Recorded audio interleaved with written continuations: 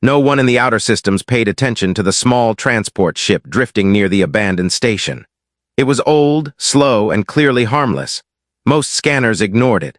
Most patrols never bothered to look twice. That was the first mistake. Inside the ship, a child sat on the cold metal floor, her back against the wall. She was not human. Her fur was soft and silver gray, her ears small and folded low in fear.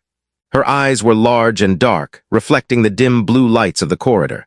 She hugged her knees close to her chest, trying to make herself smaller, trying to disappear. She had learned early that being quiet helped her survive. The ship trembled as it docked with the station. Heavy metal locks snapped into place with a loud clang.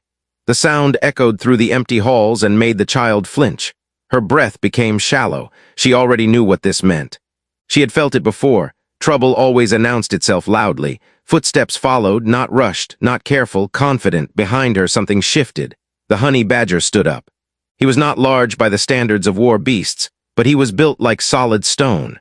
Thick black fur covered his body, marked with faint scars that told stories no one dared to ask about. His claws were short but strong, made for tearing through armor, not for show. His eyes were dark and calm, but that calm hid something dangerous, something waiting.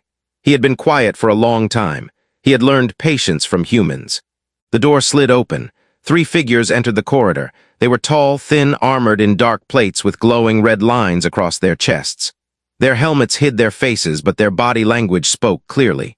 They were relaxed. Predators who believed the hunt was already over. One of them laughed. "Well," one said, his voice filtered and sharp, "look at this, cargo that breathes."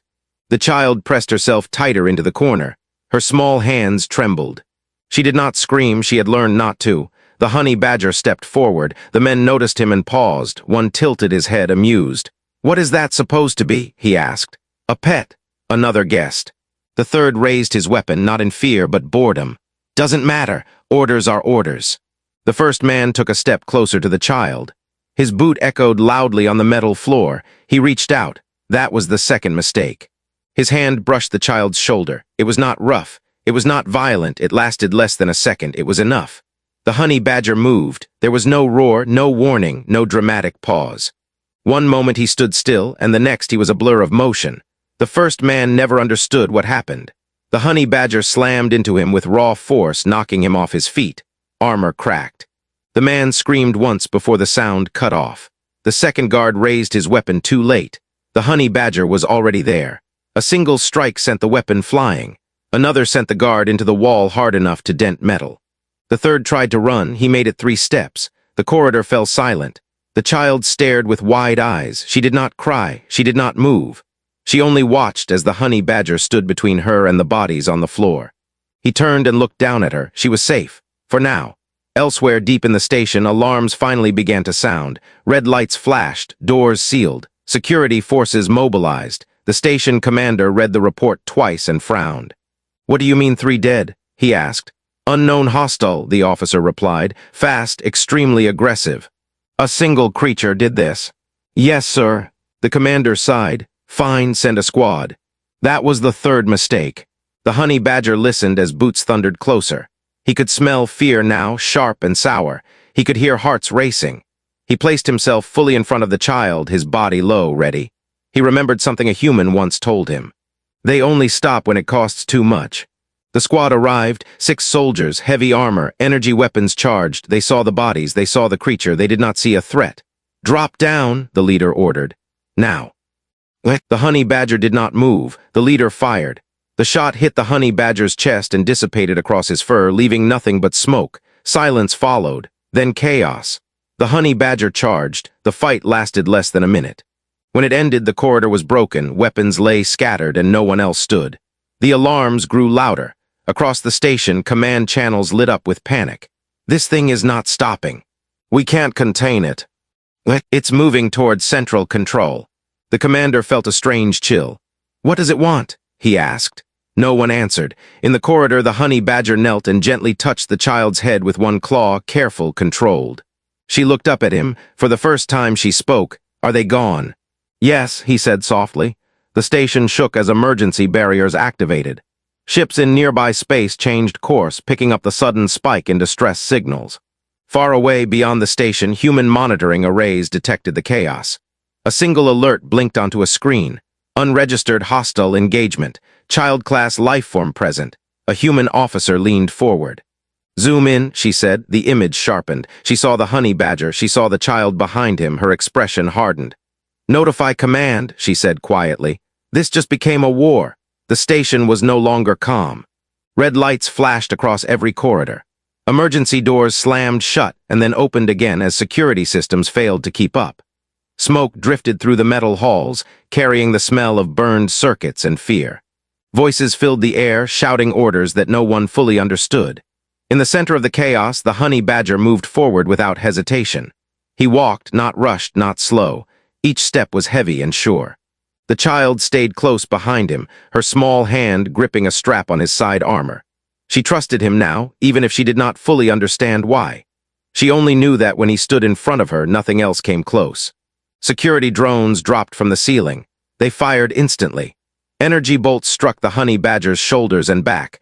His fur absorbed the impact, heat rolling across his skin. He growled low, not in pain, but annoyance. With a quick leap, he tore one drone from the air and smashed it into the wall. Another followed seconds later. The child covered her ears. The corridor ahead opened into a wide control passage. Screens flickered on the walls, showing maps of the station. On every screen, red warning symbols blinked again and again. The station commander stood in the main control room, sweat forming under his collar. "This is impossible," he said. "Nothing survives this long." An officer looked up from his console. "Sir, the creature is not slowing down. It is moving with purpose." "Toward where?" The officer hesitated. "Toward the docking bays." The commander's eyes widened. "If it reaches the bays, it could leave the station." "No," the commander said sharply. "Lock them down, all of them." Back in the corridor, the honey badger stopped. He felt it before he saw it. The air changed, pressure dropped. A deep vibration ran through the floor. Heavy units. The walls ahead exploded outward as armored troopers stormed in. These were not station guards. These were hired soldiers built for war. Thick armor, shield generators, heavy weapons glowing with charged energy. They spread out, weapons raised. The child whimpered softly. The honey badger stepped forward, placing his full body between her and the guns. The trooper leader spoke through external speakers. His voice was calm, professional. "Creature," he said, "stand down, the child is station property." The honey badger did not answer. "Final warning," the leader said. The first shot shook the corridor. This time the honey badger felt it. The blast threw him backward. He slid across the floor, claws scraping metal. Smoke rose from his chest fur. The child cried out and ran to him, grabbing his arm. He stood back up slowly. The soldiers fired again. The honey badger charged. Shields flared as he slammed into them. The impact cracked energy barriers like glass. One soldier was thrown aside. Another was dragged down and crushed under raw strength. The corridor filled with noise, sparks, and screams, but the numbers were too many. A heavy blast struck the honey badger's side and sent him crashing into the wall. He fell to one knee. The child screamed his name. The soldiers advanced, then everything stopped. A loud, calm voice filled the corridor. "That's far enough." The soldiers froze. The lights shifted from red to white. A human stepped forward. She wore no heavy armor, only a command uniform with simple markings. Her eyes were sharp, focused. Behind her stood human Marines, weapons raised but steady. "This station is now under human protection," she said. "Stand down." The trooper leader hesitated. "This is a private operation." The human raised a small device. Screens across the corridor changed, displaying authority codes. Not anymore. The soldiers slowly lowered their weapons. The honey badger remained still, watching. The human officer approached him carefully. She stopped a few steps away and looked down at the child. "Is she hurt?" the human asked softly. The honey badger shook his head. The human nodded. "Good." She straightened and turned to her troops. "Secure the station, medical teams now." As humans moved in, fear spread through the remaining station staff. Everyone knew what it meant when humans arrived unannounced. It meant consequences. The child looked up at the human officer. "Are you going to take us away?" she asked quietly. The human knelt so her eyes were level with the child's. "No," she said. "We're going to take you somewhere safe." The honey badger watched closely. The human met his gaze and held it. "You did well," she said, "but this isn't over." The station commander was escorted into the control room, hands shaking. "Human jurisdiction?" he stammered. "You can't." The human officer turned to him, her expression cold. "You allowed a child to be harmed on your station," she said. "That makes it our problem." Outside the station, human ships dropped out of hyperspace one by one. Not a fleet, an answer. Deep within human command space, reports spread fast. Analysts watched footage of the honey badger fighting, standing between the child and impossible odds. One officer whispered, "They touched a child." Another nodded slowly. "They always forget," he said. "That's when humans stop talking." On the station, the honey badger stood beside the child as medics checked her gently. He did not relax. Not yet.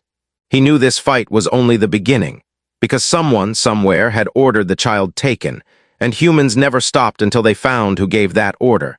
The station felt different after the humans arrived. The noise was still there, but the fear had changed shape. It was no longer wild panic. It was quiet and heavy, like everyone was waiting for something worse to happen. Human Marines moved through the corridors in calm, steady lines. They did not shout. They did not rush. They secured rooms, sealed doors, and marked control panels with quick, practiced movements. No one resisted them. The honey badger watched from a distance. He stayed close to the child as human medics finished their checks. She was shaken, tired, but not injured. When the medic smiled and nodded, the honey badger felt a small weight lift from his chest. The child was safe, for now.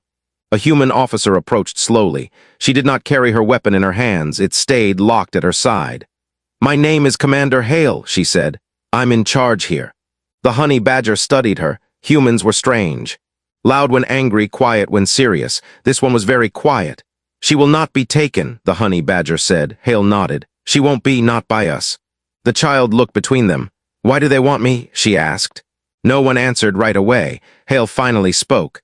"Because some people believe children are tools or property." The honey badger's claws dug into the floor. "That belief ends," he said. Hale met his eyes. "Yes, it does."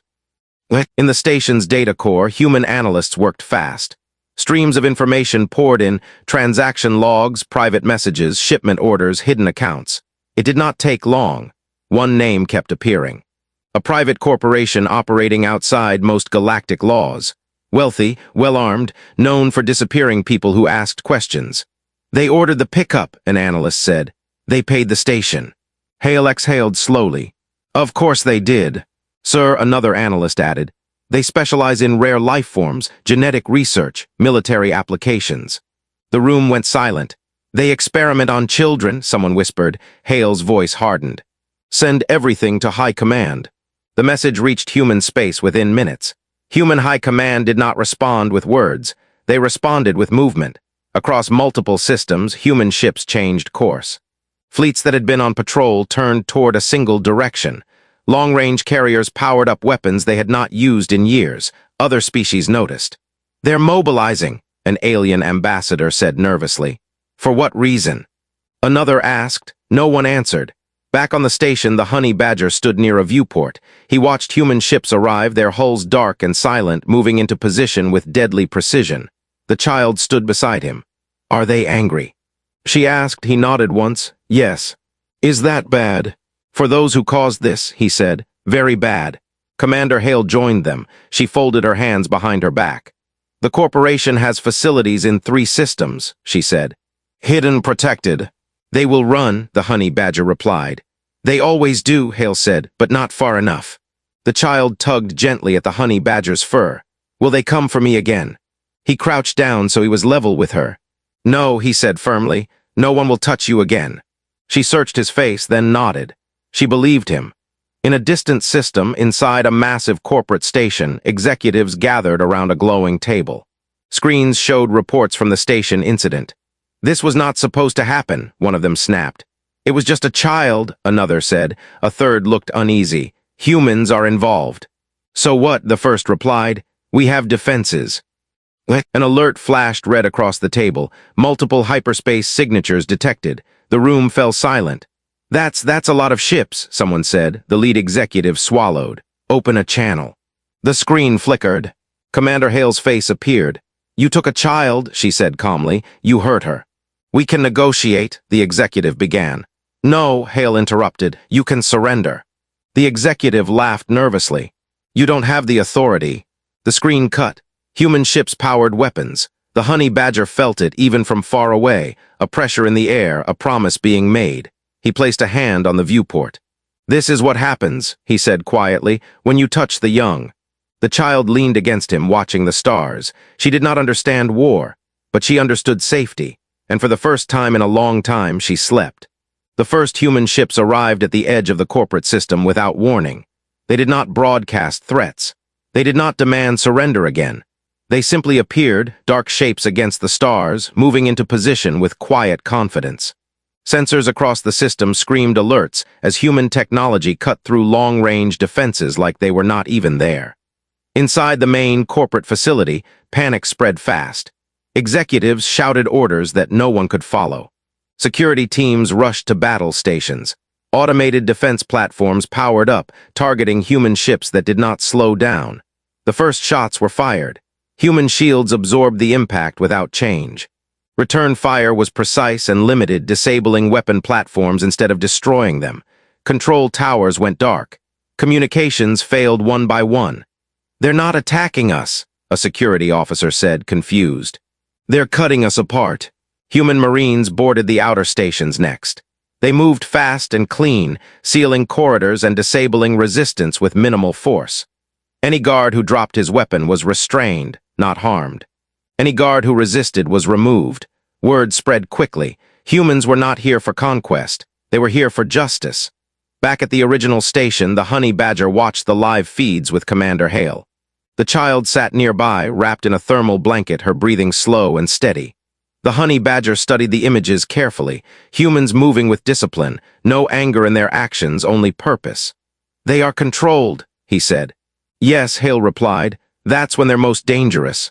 On the corporate flagship, the lead executive tried again to open a channel. His face was pale, his hands shaking. "We didn't know," he said quickly when the screen connected. The child was part of a legal acquisition. Hale's eyes hardened. "She cried," Hale said. "That ends your argument." The channel closed. Human ships tightened their formation. A single message went out across all frequencies. Any facility involved in child exploitation is now under human enforcement. All resistance will be met. Across nearby systems, alien governments watched in silence. Some tried to protest. Others quietly pulled their ships back and pretended they had never been involved. No one wanted human attention right now.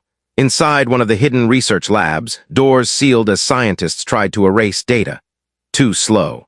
Human cyber units broke through firewalls with ease. Every record was copied. Every name saved. The truth spread fast. Children taken, tested, sold. The honey badger growled low when he saw the files. "More like her," he said. Hale nodded grimly. "Yes." Human High Command received the evidence and made a single decision. Total shutdown. Human strike teams moved deeper into corporate space. Supply lines were cut. Credits frozen. Allies vanished overnight. Entire networks collapsed as if they had never existed. Executives tried to flee. They failed. At the edge of the system, a corporate escape vessel powered up. It barely cleared the dock before a human ship blocked its path. A calm human voice filled the bridge. "Return to dock." The pilot froze, the ship turned back. On the station, the child woke and looked around. She noticed the honey badger sitting nearby. "Is it over?" she asked softly. "Not yet," he answered. "But it will be." She nodded and closed her eyes again, trusting his words. Across the galaxy, whispers spread. Do not touch the young. Do not test human limits. And above all, do not anger the one who stands between them. The honey badger had become more than a protector. He had become a symbol, a warning. And the war, though almost won, was not finished yet. The corporation did not fall quietly. What remained of its leadership gathered in one final stronghold, a heavily armored facility hidden inside a dead star's gravity shadow. It was old, powerful, and designed for one purpose only: to survive wars. They believed humans would hesitate. They were wrong. Human fleets surrounded the facility but did not rush in. They waited. They blocked all exits. No ship escaped. No signal left without being heard. Inside the station, mercenary forces prepared for a last stand. Heavy weapons lined the corridors. Automated turrets locked into place. The defenders knew they could not win, but fear pushed them forward. Back on the human command vessel, Commander Hale stood before a tactical display. The honey badger stood beside her, silent. "There are children inside," Hale said. "More than we thought." The honey badger's jaw tightened. "I'm going in," he said. Hale turned to him. "You don't answer to us." "No," he replied, "but they answer to me." A boarding craft launched from the human ship and cut through space toward the facility. Inside it, the honey badger sat alone, checking his armor. Not heavy, not advanced, just enough. He did not need more. The craft breached the outer hull. Smoke and fire filled the entry chamber. Alarms screamed. The honey badger stepped out. The first wave of mercenaries fired immediately. Energy blasts struck his armor and fur, slowing him but not stopping him. He moved forward through the fire, unstoppable. A mercenary shouted, "It's that creature." The honey badger leapt. He hit them like a living weapon. Walls cracked. Weapons shattered. The corridor became chaos. He moved with focus, never wasting motion, never striking more than needed. Behind him, human marines followed, securing paths, freeing captives, guiding children out of locked rooms. In one chamber, the honey badger found a group of children huddled together. Different species, different ages, same fear. "It's over," he said gently. Some cried, some stared. One reached out and touched his arm. He stayed until humans arrived, then moved on. Deeper inside the station, resistance grew stronger. Automated defenses activated, filling halls with deadly fire. A blast threw the honey badger across a room and into a pillar. For a moment he stayed still. A voice echoed through the station speakers. "You are only one creature," the executive said. "You cannot win." The honey badger stood up slowly. "I am not alone," he said. Human ships fired outside. The station shook. Power systems failed. Lights flickered. Human marines broke through the last security line. The executive tried to run. He did not get far. The honey badger blocked the exit. The executive fell to his knees. "We can pay," he begged. "We can disappear." The honey badger looked down at him. "You already did," he said. The humans took the executive into custody, alive, to face what humans called justice. The station systems shut down one by one. Children were evacuated, data cores secured, evidence preserved. As the last child was led away, the honey badger finally slowed. His breathing was heavy, his fur was scorched. But he remained standing. Commander Hale approached him.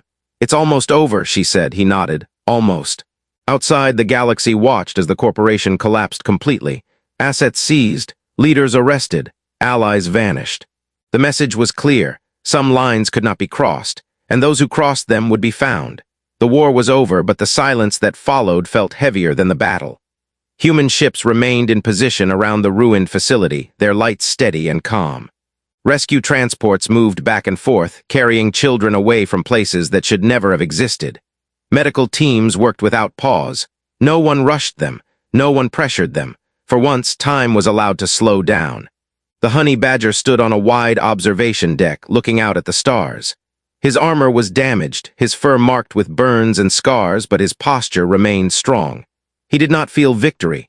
He felt responsibility. Commander Hale joined him quietly. "The galaxy is watching," she said. "They are afraid." "They should be," he replied. Hale nodded. "But fear alone does not change behavior." The stars looked calm again. Human fleets slowly pulled back from their battle positions. Patrol ships remained, not as a threat, but as a reminder. The galaxy had learned its lesson, and for once it listened. On a quiet human world near the edge of explored space, a new sanctuary had been built. It was not large. It was not guarded by weapons. It was protected by something stronger, promise. Children of many species lived there now. They were fed, taught, and allowed to heal in their own time. No one rushed them. No one demanded anything from them. The child walked through a wide field under a warm sky. Grass brushed her feet as she laughed, a sound she had almost forgotten. She stopped and looked back. The honey badger stood at the edge of the field, watching. "You're not coming?" she asked. He walked closer and knelt beside her. "This is where you belong," he said gently. "With others, with peace." She looked at him carefully. "Will you leave?" He thought for a moment. "I will walk the paths where peace has not reached yet," he said. She nodded slowly. Then she hugged him, holding tight. "Thank you," she whispered. He placed a hand on her head just once. "You were never alone," he said. Commander Hale watched from a distance. "You could have chosen power," she said when he joined her. "You could have stayed as a weapon." The honey badger shook his head. "I was never a weapon," he replied. "I was a shield." Hale smiled faintly. "The galaxy will remember you." "Good," he said. "Then maybe they will remember the rule." "What rule?" He looked up at the sky. "You do not touch the young," he said. "Not once." The honey badger left that world alone. No escort, No ceremony, just a single ship moving quietly into the dark. Stories followed him anyway. In distant systems, criminals abandoned plans the moment children were mentioned. Corporations rewrote policies overnight. Entire markets vanished because fear was cheaper than war. And when whispers traveled through space, they all said the same thing. Humans do not start wars easily, but when a child is hurt, they do not stop. Somewhere between the stars,